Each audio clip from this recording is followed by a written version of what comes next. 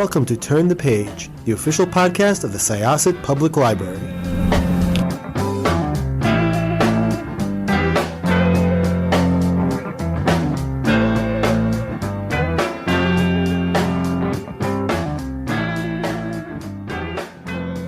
Hi, I'm Lisa. And I'm Jessikah. And we are talking to the author of The Push. Hi, it's Ashley. Thank you for having me. Thank you, and welcome to Turn the Page podcast, Syosset Library's podcast. So happy to have you here.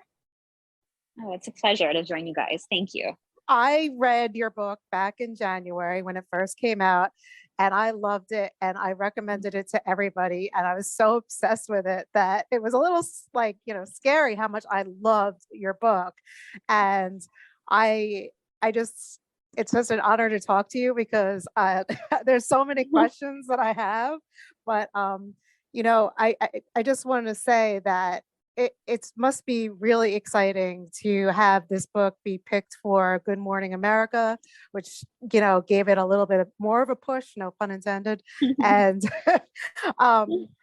so how did you find out that the book was chosen to be the Good Morning America pick? Oh, well, first of all, thank you very much. That's so nice to hear. I really appreciate it. And the Good Morning America news was so exciting and such a wonderful moment kind of in the journey of, putting this book out into the world. So they actually decided on the books quite a bit in advance. And so my book was out in January of 2021, and the summer before, I think it was July or August, my editor, my publisher in the US, Pam Dorman, had called me one day. And I was at the cottage with a friend and our kids and playing in the lake, and my phone was on the dock, and my phone was ringing from the dock, and I saw that Pam was calling, and I thought it must have been bad news because there was no other reason that Pam would call me on this random day. And then she told me the news that it had been selected, and it was just really exciting to hear, because as we know now, the way things have kind of evolved in the book world, these book clubs make such a difference, for helping people to discover books, I think especially debuts. And, you sort of cross your fingers and hope that something like that will happen, but it feels a little bit like a miracle. It feels like it just won't happen to your book. And so when Good Morning America selected it, it was just really, really great, really exciting, and something to look forward to at publication for sure. So this book was wild and obviously touched on some very interesting and sensitive themes. Where did it all begin for you?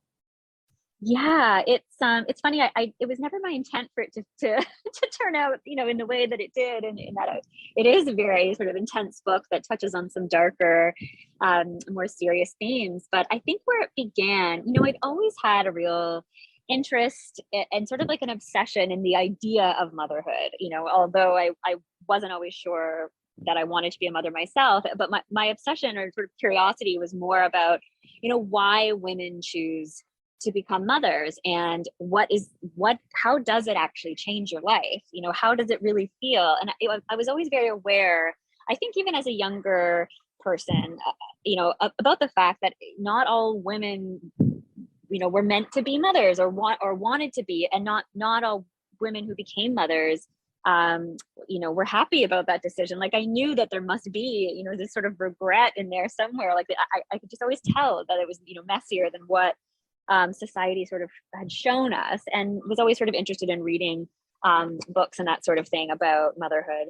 And then when I had a child myself, thankfully my story is very different than Blythe's, and I didn't feel the way she did. I was very connected and felt that instant kind of bond with my son. But I really spent a lot of time, I think, in especially that first year of his life, kind of thinking about, wow, there is there's so much expectation that we are meant to have over what this experience is like, and it's really not. It is so often motherhood, it does not look the way we are taught that it should, or doesn't feel the way we're taught we should feel. Even the way we're meant to sort of speak about motherhood, the language we're supposed to use, and sort of this pressure to be saying certain things about your baby and your experience.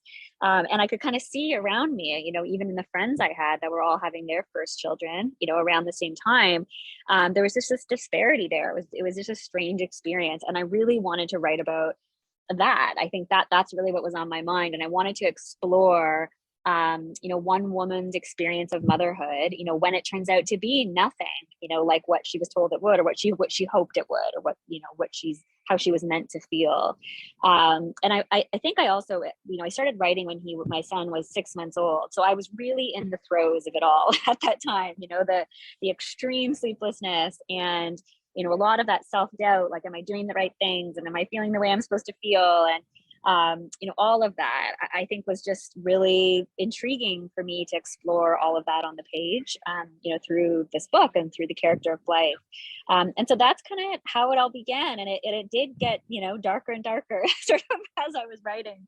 I think just based on what was really intriguing me about motherhood and fear and anxiety and sort of all of that. That I think a lot of mothers can relate to. So I had a very interesting question. Is there a reason that do you know anybody? I just thought the names were very interesting. Blythe, Fox, those aren't like typical names. Like, what inspired you to use these names? Yeah, good question. Oh, that's a great question. Yeah. it's really funny. I feel like I honestly did not put that much thought into their names. And I think it's because when I think it's because when I sat down to write the book, I had a 6-month-old son. I didn't dream that this book would be published one day. It was sort of just this thing I was quietly, secretly kind of, pursuing during the little bit of time I had. And so I think especially when it's your debut, like those were just the names that sort of came to me. I just always loved the name Blythe, but, and Fox, I sort of wanted something a bit different. And, sort of, I feel like the name Fox kind of, sort of conjures up, a lot. I don't know, just kind of, and even the name Violet, I honestly did not, readers actually pointed out, once the book was out, readers pointed out to me, that Violet is only one letter away from the word violent, which I had I know. Did you, wait, Lisa, you're nodding your head. Did that just gave me the chills, like thinking about it, because she's so disturbing. That's why but it's also a soft name. Like, when you think about it, like, it's such a soft, it's a beautiful name. It's a flower. Yes. It's a flower. Yeah. It's purple. Yeah, I know. Yeah. Yeah. But so that kind of made me laugh once I figured that, when somebody pointed that out to me. That is funny. So, yeah. Yeah. But it is funny about the names, because at writing my second book now, I thought, okay, I really need to, because now that people, once you sort of realize the things that people ask you about your book, I thought, okay, I got to really think about the names of these next characters and put some thought into them. Even the name Gemma, like, you don't hear that outside of like England. That's like a very common British name. Like, we don't hear that too much. I mean, I don't know about in Canada, but in America. I don't know. Yeah. Yeah. Yeah, it's true. Yeah, I knew a little girl. Someone I know had a little girl named Gemma. There's just names that kind of you'll come across a name and it just sort of sticks with you as like, oh, I like that name. And those names tend to sort of show up in my writing somewhere. Yeah, it's funny. The title, The Push. Was that meant to be sort of like a double meaning? I mean, there's the push, like you're pushing your child out of your body. And then the other meaning of the push, where if you read the story, you know what push they are referring to. Or maybe both. Yes, it was meant to be those things. All of those things sort of have more than one meaning. And it's funny with titles. I mean, I didn't have a title for the book while I was working on it, for a very long time. It was just the Word document on my desktop was just called Untitled, very creative. And so I just couldn't bring myself to kind of, commit to a certain name for this book. But I did, when it was in draft form. But then as I was getting closer to sending it out to agents, I realized I did need to commit to some sort of title to send it out. And I had done some brainstorming and sort of were trying to think of something, and nothing was really sticking. And then one day, sort of out of the blue, I was doing something completely unrelated to, writing or thinking about the book. The title, The Push, just sort of came to me. And it was like one of those moments, it was like a little creative fairy had come down and given me a little gift, or sometimes these creative ideas come from nowhere. And so, yes. And I thought, wow, it really does work on, these different levels, that there is a physical push in the book. And of course, certainly the push of labor. And as readers have pointed out, there's also this concept, I think, in the book, but also just this feeling in motherhood of really, having to push on, having to push through the very darkest of those times and the most challenging of days, as Blythe certainly has to do on many occasions. So yeah, it does work on several levels. And having, I had worked in publishing for a couple of years before I started writing the book, and that experience, taught me that quite often a publisher will change the title of a book for many reasons, because it doesn't feel marketable enough, or sales doesn't feel it works, or there's something else out there that's too close. And so I had always loved it, but sort of had prepared myself that I would need to let it go eventually, depending on who acquired the book. But thankfully everybody stuck with it, mostly in the English language, which was very nice. So how long did it take you to write from, beginning thoughts to the end process? Yeah, so I would say, close to 3 years. I think I probably had it in, decent shape after about 2 years. And then I had a second child, and so took like a big break from it, while I was having her, and not really able to write, in those early months for a while. And then I think that actually really helped, because then when I revisited it again with sort of that fresh eyes and kind of taking that break, I think I was, able more to to work on it on a different level, like kind of take it to the next level, because you just had that, step away. So I would say it was, about 3 years until I sent it out to agents. And, within that time, I mean, my focus on it, I would say, there were times when I could write every day. Like, for example, when my son started preschool, that was a wonderful time because then I had this, these wonderful long open days between the drop off and the pickup, to feel productive, which was great. And then there were times, as I said, when my daughter was born, when I couldn't, I could only touch it, a couple times a week. So it wasn't on any kind of consistent schedule. But, I did think about the book a lot. Like it was always on my mind. I was always taking notes. And I think that had sort of helped to keep the creative energy alive, for that period of time. Yeah. I really, was also curious just about the theme of motherhood in general. Obviously, Blythe's story is almost like it's the main story, but then there's a few frame stories which also deal with motherhood. Yeah, there are. And it, it's funny. I think especially kind of writing your first book, I personally, I did not know what I was doing, and did not know how to, it was just one giant experiment. Which, I mean, frankly, the second book is too, so I don't know if it ever doesn't feel like an experiment, but I hadn't really sat down to, have some clear path or sort of plan for things. And so as I was writing, I had only really planned to focus on, Blythe and her husband, Fox, and their daughter, Violet, and sort of that triangle of the family, and how things shifted and changed and all of that they went through. But I really found, as I was writing more about Blythe, and trying to get deeper with her character, I realized I really needed to understand her mother. So much of what I was writing about was this carrying on of this maternal anxiety, and how do we learn to mother, and who teaches us that? Can it be taught? Is it really this, strongly innate thing that we're sort of told it should be?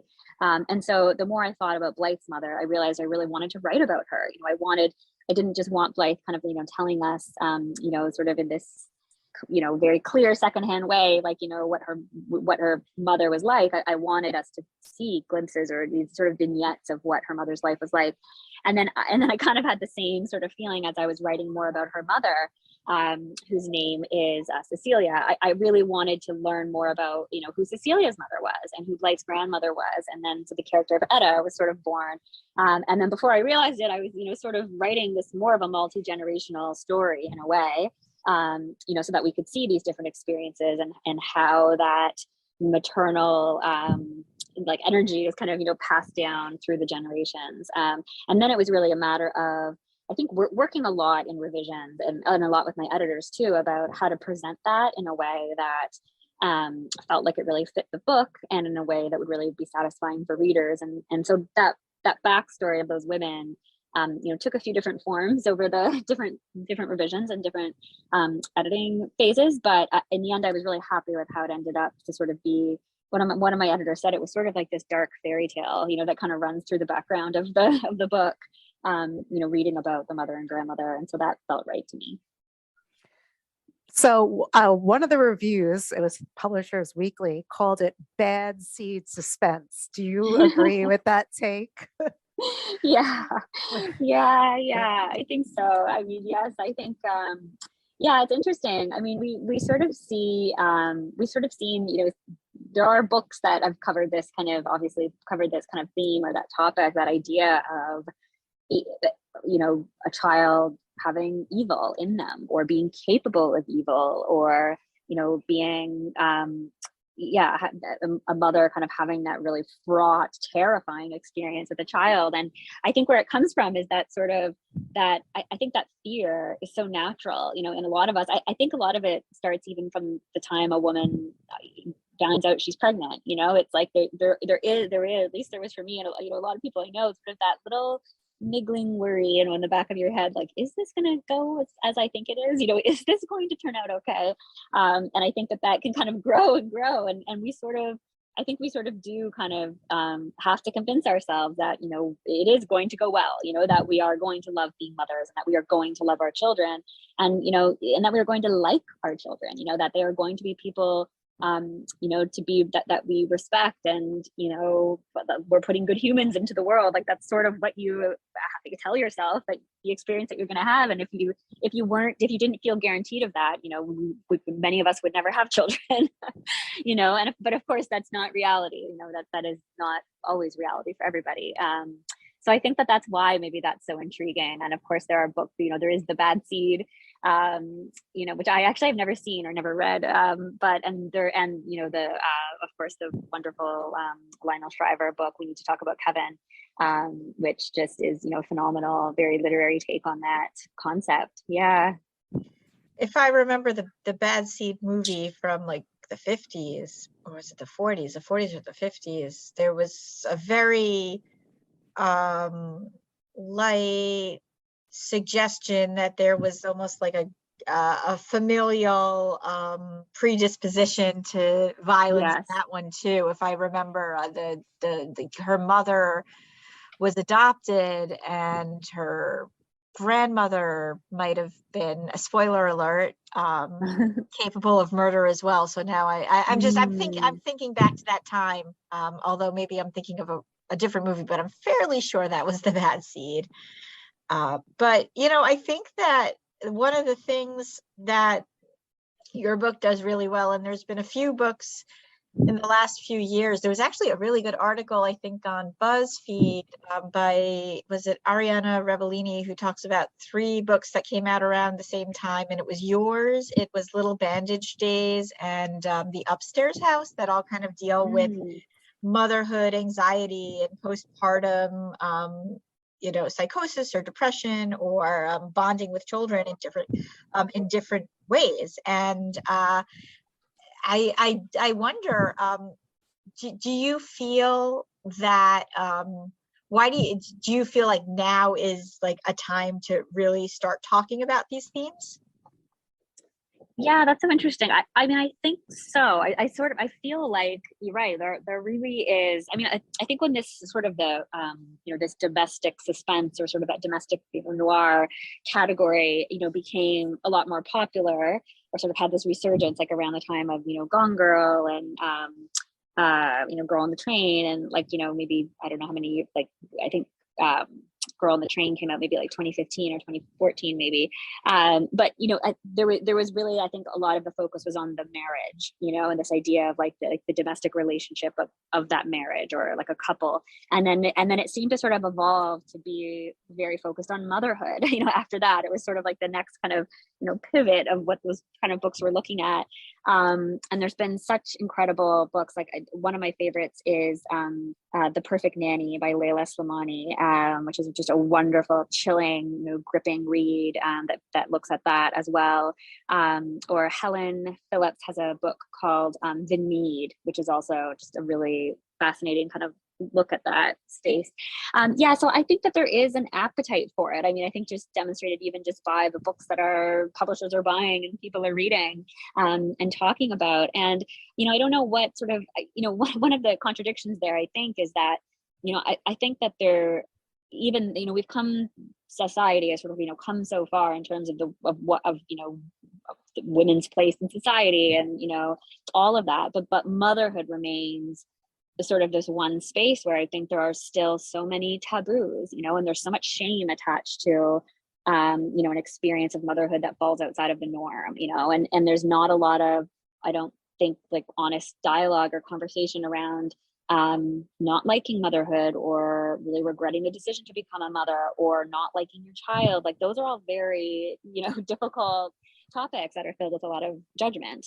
And so I think that I do think that's so sticky, in generation after generation and kind of like, or decade after decade. But I think that there is this interest in women wanting to read about that. And I think that's because, I think while that still remains, I think social media and a lot of other places, have created a lot more dialogue around kind of a more honest, real experience of motherhood. And so maybe those books kind of fit in there, that women are sort of starting to feel a little more compelled to kind of want to think about it and talk about it a little more. I mean, I've talked to a lot of book club groups, a lot of women's book club groups, and who are saying that they had very, very long conversations and debate and heated conversations kind of about everything in this book and the topic of motherhood. So, I mean, I think that's always a good thing, creating conversation where there might not have been before. So you mentioned your next book a little bit. Could you tell us a little bit about it? Yeah, sure. Yes. It's called The Whispers, and it should be out sometime next year. And, it does explore some of the same themes in a sense that it's, very much a book about motherhood and about marriage, and also a little more about female friendship too, which is just, I think that I'll always kind of be interested in exploring those topics. But it is set on one street with, the story is told from the perspective of 4 different mothers from the families on that street. And there is a tragedy that happens involving one of the families on the street. And the book is really about the unraveling of that event, and sort of these, women finding out the ways in which they're connected that they didn't know before. So it's sort of very much rooted in kind of secret and envy and that sort of thing. So it's been a lot of fun to write. I've really enjoyed it. And it's kind of going through the last of the editing stages on it now. So that's so cool. Thank you so much for joining us. Once again, this was Syosset Library's Turn the Page podcast. Our hosts were Lisa and Jessikah, and our guest was Ashley Audrine. Thank you so much for having me. It was a real pleasure to chat with you.